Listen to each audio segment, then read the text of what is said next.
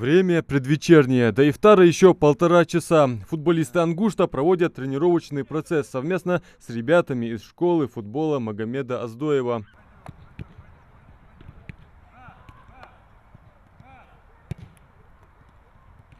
Прошлый год для футболистов сложился не очень удачно. Завершили сезон на 5-м месте в турнирной таблице. Здесь сказались и финансовые трудности. Команда могла перейти из 3-го дивизиона во 2-й, но бюджет не позволяет там выступать. По этой причине свое выступление в новом сезоне ингушский футбольный клуб «Ангушт» может начать в 3-й лиге. Пока готовимся к 3-му дивизиону, но надеемся, что и руководство республики окажет содействие, чтобы уже в этом сезоне мы смогли заявиться во 2-й дивизион, чтобы уже в июле начинается, скорее всего, сезон во 2-м дивизионе. Хотелось бы, чтобы «Ангушт» представлял уже на более высоком уровне республику.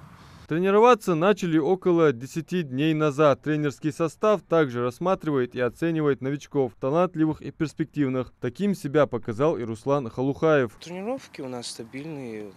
Тут не бывает так обычных тренировок. Здесь все на серьезном. Ты должен с первых же минут включаться в тренировки, тренировочный план. А если не включаешься, то, конечно, тебя гоняют. Тебе нужно работать, прежде всего, над собой. Потому что сейчас начало сезона скоро будет, и тебе уже нужно будет как-то место в составе брать. В большом футболе Руслан стремится стать именитым, обрести славу и большим деньгам.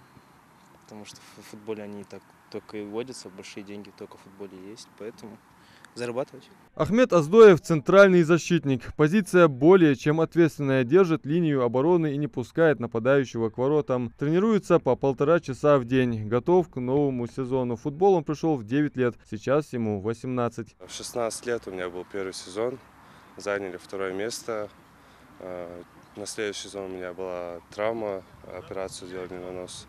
И сейчас этот сезон планирую сыграть нормально. Если кто-то думает, что чеканить мяч, как это делает Ахмед, легко, то ошибается. Сноровка, ловкость и, конечно, навыки. Ребята трудятся и живут футболом. Надеются скоро порадовать нас громкими победами. Адам Мережков, Джамалиев Султыгов, Новости 24.